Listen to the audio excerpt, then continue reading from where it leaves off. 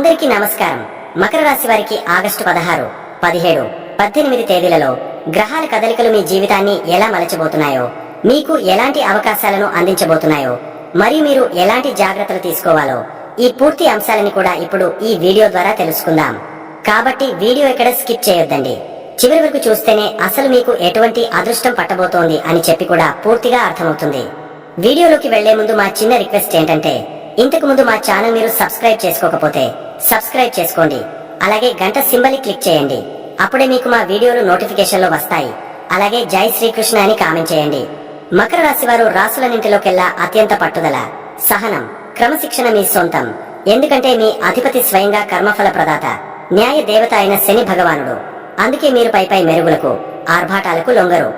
మాటల్లో వర్ణించలేని ఓర్పు, సహనం మీకు దేవుడిచ్చిన గొప్ప వరం లాంటివి. జీవితంలో ఎదురయ్యే ఎన్నో తుఫానులను మీరు మీ సహనంతోనే ఎదుర్కొని నిలబడ్డారు.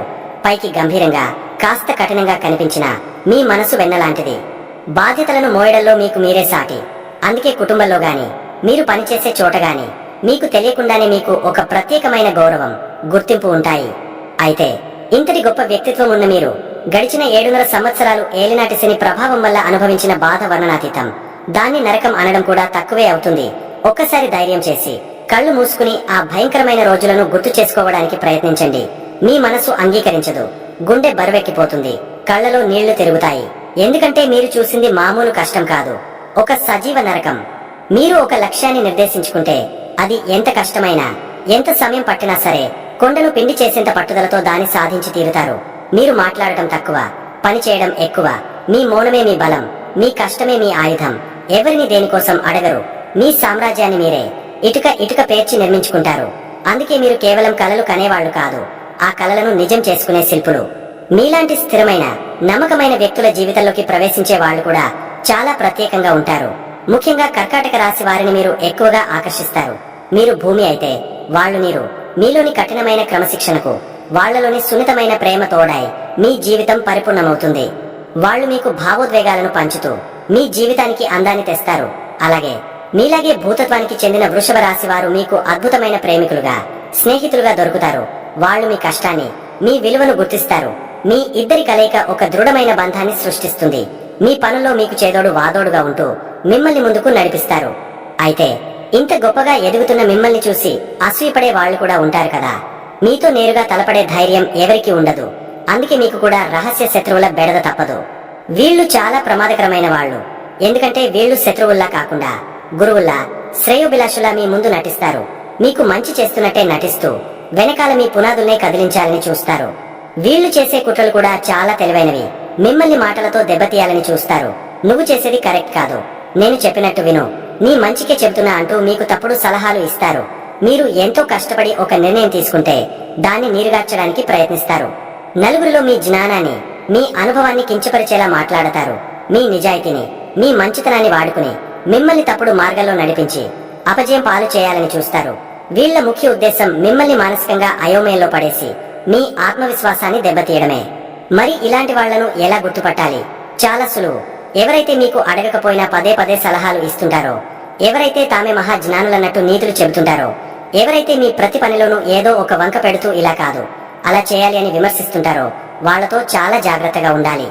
వీళ్లు పైకి చాలా ఆశాజనకంగా, ధర్మబద్ధంగా మాట్లాడతారు. కాని వాళ్ల కళ్లలో మీ ఎదుగుదలను చూసి ఓర్వలేని అసూయ స్పష్టంగా కనిపిస్తుంది. మీ అంతరాత్మ ఎవరినైనా చూసి ఇతను సరిగా లేడు అని హెచ్చరిస్తే దాన్ని అస్సలు నిర్లక్ష్యం చేయకండి. మీ అంతరాత్మ మీకు ఎప్పుడూ నిజమే చెబుతుంది. మీ మీద కుట్రలు కుతంత్రాలు చేసేవారి గురించి ఇప్పుడు మనం వివరంగా తెలుసుకుని జాగ్రత్త పడటానికే. చిన్న చిన్న కుట్రలు కుతంత్రాలు అనేవి మహాసముద్రం లాంటి మీ వ్యక్తిత్వం ముందు చిన్న అలలు మాత్రమే. వాటిని చూసి భయపడకండి. మీ దృష్టి ఎప్పుడూ మీ లక్ష్యం పైనే ఉండాలి. జ్యోతిష్య శాస్త్రం ప్రకారం ఈ రహస్య శత్రువుల పేర్లలో ఒక చిన్న క్లూ ఉన్నది. ఆ అక్షరాలు ఏమిటంటే ఫ, డ. ఇలా అక్షరాలతో పేర్లు మొదలయ్యే వారి దగ్గర కొంచెం అప్రమత్తంగా ఉండాలి. ఇది కేవలం ఒక సూచన మాత్రమే. ఈ పేరున వాళ్ళందరూ చెడ్డవాళ్లని కాదు.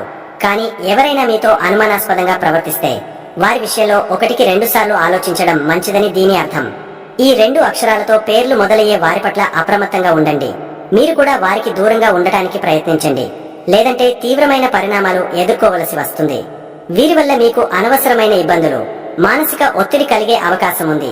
మీకు రాబోతున్న అదృష్టం వీరి వల్ల చేజారిపోయే ప్రమాదం ఉంది. కాబట్టి దయచేసి ఈ 2 అక్షరాల వారితో జాగ్రత్తగా మెలగండి. ఒక ముఖ్యమైన గమనిక, ఈ 2 అక్షరాల వారు మీ కుటుంబ సభ్యులు కారు, బయటి వ్యక్తులు, మీ స్నేహితులు కావచ్చు, సహోద్యోగులు కావచ్చు, లేదా మీ వ్యాపార భాగస్వాములు కావచ్చు. వారిని ఒకసారి జాగ్రత్తగా గమనించండి. అయితే ఈ కుట్రలను, ఈ శత్రువులను చూసి మీరు భయపడాల్సిన అవసరం లేనేలేదు. ఎందుకంటే మీ అధిపతి శనిదేవుడు న్యాయానికి ప్రతీక. సమయం వచ్చినప్పుడు ఆయన వాళ్ళ లెక్క సరిచేస్తాడు. మీరు చేయాల్సిందల్లా ఒకటే, ఎవరి మాటలకు ప్రభావితం కాకుండా మీ పని మీరు చేసుకుంటూ నిశ్శబ్దంగా ముందుకు సాగడమే. మీ సహనం ముందు వాళ్ళ కుట్రలు నిలబడలేవు. మీ కష్టం ముందు వాళ్ళ అసూయ కరిగిపోతుంది. వాళ్ళు మాట్లాడుతూనే ఉంటారు, మీరు శిఖరాలను అధిరోహిస్తూనే ఉంటారు. మీ మౌనమే వాళ్లకు అతిపెద్ద సమాధానం. చివరిగా ఒక్క మాట, మకర రాశి వారు మీరు సామాన్యులు కారు. సహనానికి, పట్టుదలకు ప్రతిరూపాలు. మీ లక్ష్యం ఆకాశమంత ఎత్తులో ఉంటుంది. దారిలో ఇలాంటి చిన్న చిన్న రాళ్లు, ముళ్ళు తగలడం సహజం. వాటిని చూసి మీ ప్రయాణాన్ని ఆపకండి. మీ మీద మీకు నమ్మకం ఉండాలి.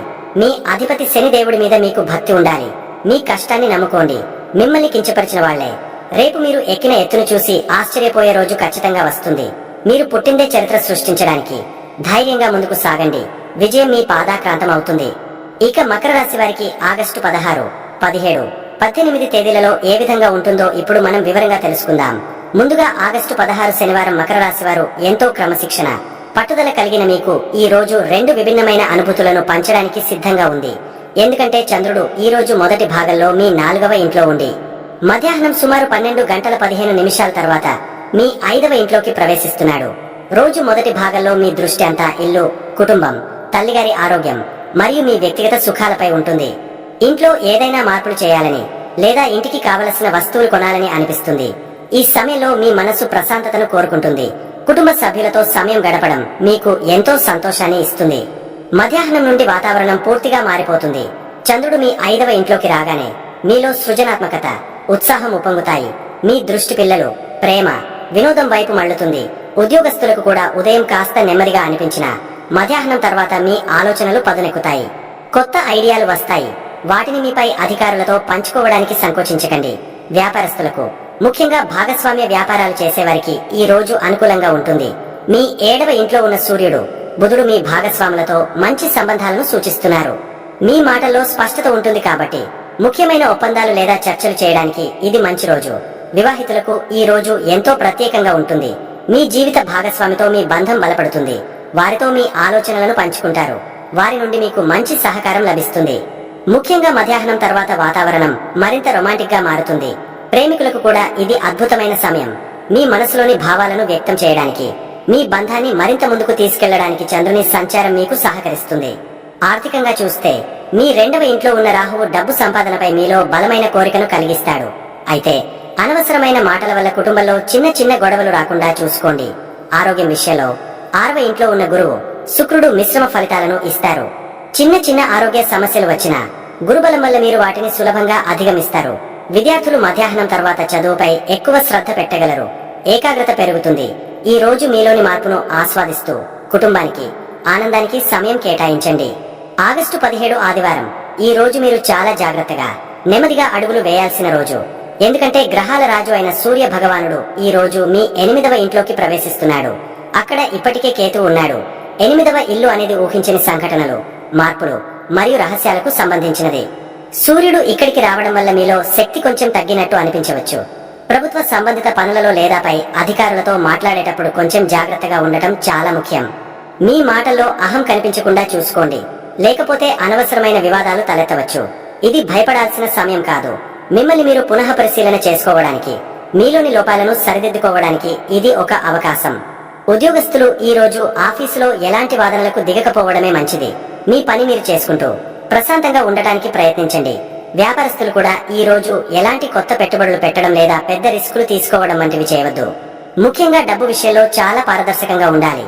మీ భాగస్వాములతో లేదా కస్టమర్లతో ఎలాంటి దాపరికం లేకుండా వ్యవహరించండి. చంద్రుడు మీ 5వ ఇంట్లో ఉండటం వల్ల ఈ కష్టమైన సమయంలో కూడా మీ పిల్లలు లేదా మీ సృజనాత్మకత మీకు కొంత ఉపశమనాన్ని కలిగిస్తాయి. వారితో సమయం గడపడం వల్ల మీలోని ఒత్తిడి తగ్గుతుంది. ఆర్థికంగా ఈ రోజు చాలా జాగ్రత్తగా ఉండాలి. 8వ ఇంట్లో సూర్యుడు, కేతువు ఉండటం వల్ల ఆకస్మిక ధన నష్టం లేదా ఊహించని ఖర్చులు వచ్చే అవకాశం ఉంది. మీ ఆరోగ్యం కోసం లేదా పాత బాకీల కోసం డబ్బు ఖర్చు చేయాల్సి రావచ్చు. వాహనాలు నడిపేటప్పుడు అత్యంత జాగ్రత్తగా ఉండండి. ఆరోగ్యం విషయంలో అస్సలు అశ్రద్ధ చేయవద్దు. చిన్న సమస్య అనిపించినా వెంటనే వైద్యుడిని సంప్రదించండి. వివాహితులు తమ జీవిత భాగస్వామి ఆరోగ్యం పట్ల కూడా శ్రద్ధ వహించాలి. అలాగే అత్తమామలతో సంబంధాలలో కూడా కొన్ని సమస్యలు రావచ్చు. ఓపికతో వ్యవహరించండి. ప్రేమికులు కూడా తమ బంధంలో కొన్ని ఊహించని సవాళ్లను ఎదుర్కోవచ్చు. ఒకరిపై ఒకరు నమ్మకం ఉంచి ఓపికగా ఉంటేనే ఈ సమయాన్ని దాటగలరు. విద్యార్థులకు, ముఖ్యంగా రీసెర్చ్ లేదా లోతైన అధ్యయనం చేసే వారికి ఈ రోజు అనుకూలంగా ఉంటుంది. మీ అంతర్దృష్టిని నమ్మండి. అనవసరమైన విషయాలకు దూరంగా ఉంటూ మీ లక్ష్యంపై దృష్టి పెట్టండి. ఈ రోజు ఒక పరీక్ష లాంటిది. మీ సహనంతో మీరు దీన్ని తప్పక గెలుస్తారు. ఆగస్టు 18 సోమవారం. నిన్నటి సవాళ్ల తర్వాత ఈ రోజు మీకు కొంత ఉపశమనాన్ని, మరికొంత బాధ్యతను మోసుకొస్తుంది. సూర్యుడు 8వ ఇంట్లోనే ఉన్నాడు కాబట్టి నిన్న చెప్పిన జాగ్రత్తలని ఈ రోజు కూడా పాటించాలి. అయితే ఈ రోజు చంద్రుని సంచారం మీకు ఒక కొత్త దిశను చూపిస్తుంది. చంద్రుడు సాయంత్రం 6 గంటల వరకు మీ 5వ ఇంట్లో ఉండి ఆ తర్వాత మీ 6వ ఇంట్లోకి ప్రవేశిస్తాడు. కాబట్టి రోజులో ఎక్కువ భాగం మీ మనసు సృజనాత్మకంగా, ఆనందంగా ఉంటుంది. పిల్లలతో, ప్రియమైన వారితో సమయం గడపడం వల్ల మీలో కొత్త శక్తి వస్తుంది. సాయంత్రం నుండి మీ దృష్టి పూర్తిగా మీ పని, ఆరోగ్యం మరియు రోజువారీ బాధ్యతల వైపు మళ్లుతుంది. చంద్రుడు 6వ ఇంట్లోకి రాగానే అక్కడ ఇప్పటికే ఉన్న గురువు శుక్రుడితో కలుస్తాడు. ఇది ఉద్యోగస్తులకు చాలా ముఖ్యమైన సమయం. మీ పని మీద మీ ఫోకస్ పెరుగుతుంది. పెండింగ్ లో ఉన్న పనులను పూర్తి చేయడానికి ఇది సరైన సమయం.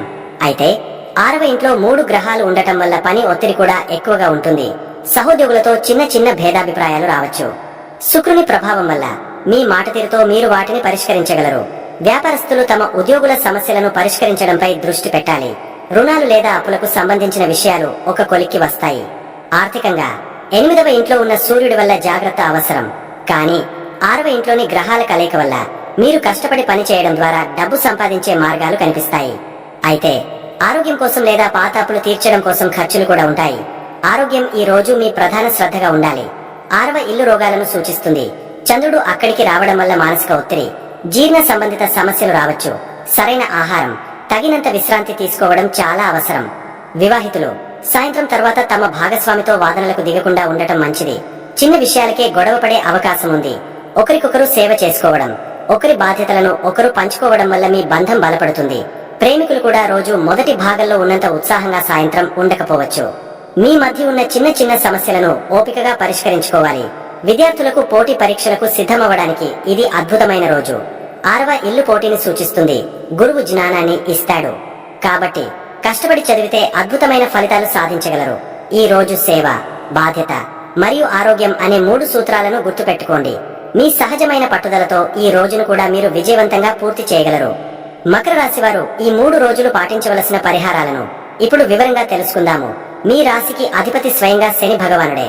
అంటే ఆయన మీకు గురువు, దైవం, మార్గదర్శి. అందుకే మీరు మిగతా వాళ్లలా పై మెరుగులకు పోకుండా ఎంతో ఓర్పుతో, పట్టుదలతో, క్రమశిక్షణతో ఉంటారు.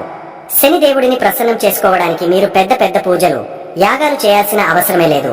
ప్రతి శనివారం దగ్గరలో ఉన్న నవగ్రహాల గుడికి గాని, శివాలయానికి గాని వెళ్లి శనీశ్వరుడి ముందు ఒక నువ్వుల నూనె దీపం పెట్టండి చాలు. భయంతో కాదు, భక్తితో, స్వామి నా కష్టాన్ని చూడు, నాకు అండగా ఉండు అని మనసులో దండం పెట్టుకోండి. అలాగే మీకు అన్ని వేళలా అండగా ఉండేది ఆంజనేయ స్వామి. ప్రతిరోజు వీలైతే హనుమాన్ చాలీసా ఒక్కసారి చదవండి లేదా వినండి. మీలోని తెలియని ఆందోళన, భయాలు పటాపంచలైపోతాయి. ఇక రెండో ముఖ్యమైన విషయం ఏమిటంటే, శనిదేవుడికి సేవ చేయడం అంటే చాలా ఇష్టం. సేవ అంటే ఏదో కాదు, మనకంటే కష్టాల్లో ఉన్న వాళ్లకు, అశక్తులకు సాయం చేయడమే. ప్రస్తుతం మీకు ఏలినాటి శని ప్రభావం కూడా నడుస్తోంది కదా. దీనివల్ల కొన్ని పనుల్లో జాప్యం, మానసిక ఒత్తిడి ఉంటాయి. వీటికి విరుగుడు ఇదే. మీకు తోచినంతలో శనివారం పూట ముసలి వాళ్లకు, వికలాంగులకు లేదా పేదవాళ్లకు అన్నం పెట్టించండి. అది కుదరకపోతే కనీసం నల్ల నువ్వులు, నల్లటి వస్త్రాలు లేదా చెప్పులు లాంటివి దానం చేయండి.